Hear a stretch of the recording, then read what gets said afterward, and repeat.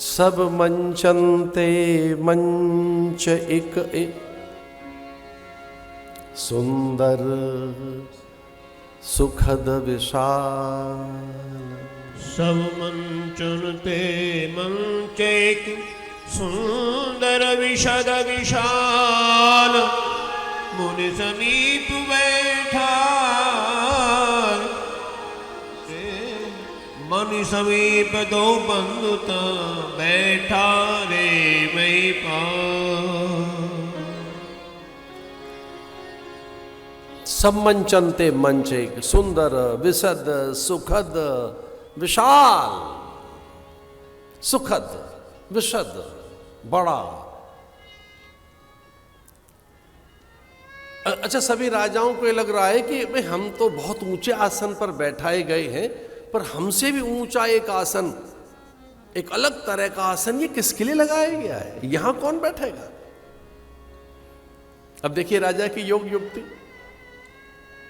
सबसे अंत में लेकर आए गुरुदेव को। गुरुदेव, ये आपका आसन है। मन तो कुछ और है, आसन तो राम के लिए बनाया गया है, लेकिन गुरु जी को बिठा दिया। मुनि समीप दो बंधुता बैठा रे महिपाल। सब मंचनते मंच एक सुंदर विशद विशाल। मुनि समीप दो बंधुता बैठा रे महिपाल। दोनों का हाथ पकड़कर स्नेह, प्रणयन, प्रीति, आदर कैसे छुपाएं जनक? ये तो कई बार बड़ा कठिन हो जाता है। हम जिससे स्नेह करते हैं छुपके थोड़ी रहता है। हम जिसका आदर करते हैं, हम जिनमें अनुरक्त हैं, आसक्त हैं, जहां हमारे प्राण बसते हैं, जो हमारे चिंतन में रमा हुआ है, उनके प्रति हमारी जो आसक्ति, स्नेह, ममता, अहमता, हमारा मोह, हमारी प्रीति कभी तो उजागर होती ही है। हमारे आचरण से, व्यवहार से, स्वभाव से, क्रियाओं से। और ये जनक की प्रीति का प्रदर्शन हो गया। ऊंचे से आसन पर मुनि के समीप और सबने देख लिया कि ये सच तो है कि विश्वामित्र ऊंचे बैठाए जा रहे हैं, पर विश्वामित्र तो बहाना है, ये राम जी ऊपर बैठा दिए गए हैं। राम जी ऊपर बैठ गए और जनक टकटकी लगाकर राम को ही देख रहे हैं और किसी को नहीं। कभी उनका विषाद ग्रसित होता है, मुखमंडल कभी हर्षित होते हैं, चूंकि जनक जिसे देख रहे हैं वो उनकी आशा है, वो उनका भविष्य है, वो उनका विश्वास है, वो उनकी प्रतिज्ञा की पूर्ति है, वो उनके प्रयोजन की पूर्ति है, वो उनका इष्ट है, वो उनके उपास्य देव हैं, वो उनका स्वामी है, वो उनका सर्वस्व है, वो उनकी एकमात्र इकलौती पुत्री के कांत हैं।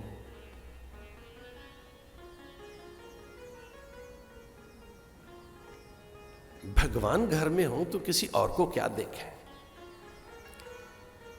भगवान सामने है तो कोई अन्य क्या देखे? जनक तो विदेह और त्रिकालदर्शी थे, सब जानते ही तो थे कि अगर जनक नंदिनी हमारे आए तो राम तो आएंगे ही। और वो एक बात और जानते थे, वो हम आपको निवेदन करेंगे, भगवान साधन साध्य नहीं है, अनुष्ठान साध्य नहीं है, मंत्र साध्य नहीं है, यज्ञ साध्य नहीं है, दान साध्य नहीं है, भगवान कृपा साध्य है। आपको मंत्र से, दान से, व्रत से, अनुष्ठान से, तपस्या से परमात्मा को प्राप्त कर लेंगे? न न न न। इससे तो कहीं ऐसा ना हो कि आपको ज्ञान हो जाए, हमने तप किया है, जप किया है, दान दिया है, अनुष्ठान किया है, और आप समझते क्या है, आप सन्यासी नहीं है, मैं सन्यासी हूं। कई बार ये भी तो ज्ञान रहता है तपस्वियों को, ये तो सामान्य है, और हम देखो कितने असामान्य हैं।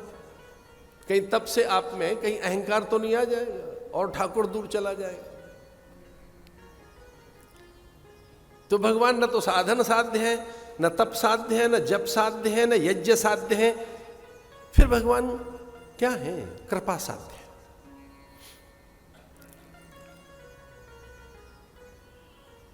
यह गुण साधन ते नहीं हुई,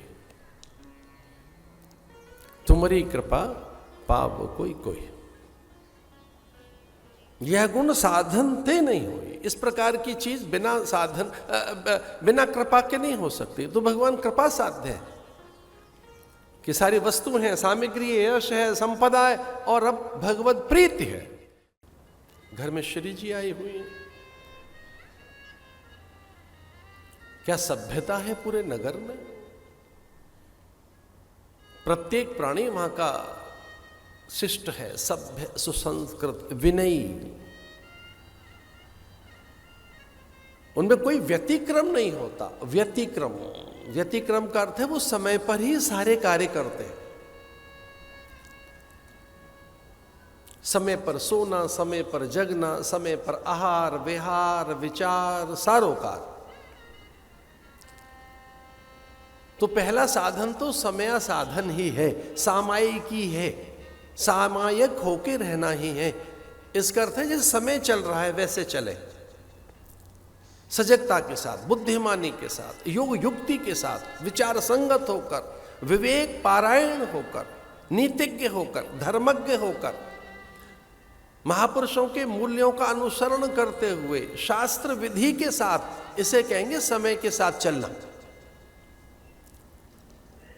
तो समय विध होकर चलो, विधि के साथ चलो, अविधि पूर्वक मत करो जीवन।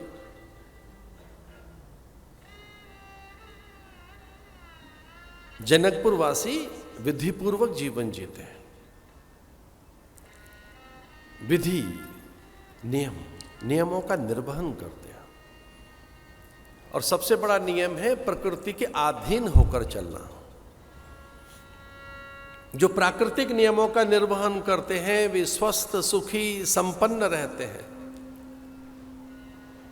उन्हीं में प्रगति देखी गई, उनके जीवन में उन्नति देखी गई जो सूर्य चंद्र के नियमों का अनुपालन करते हैं।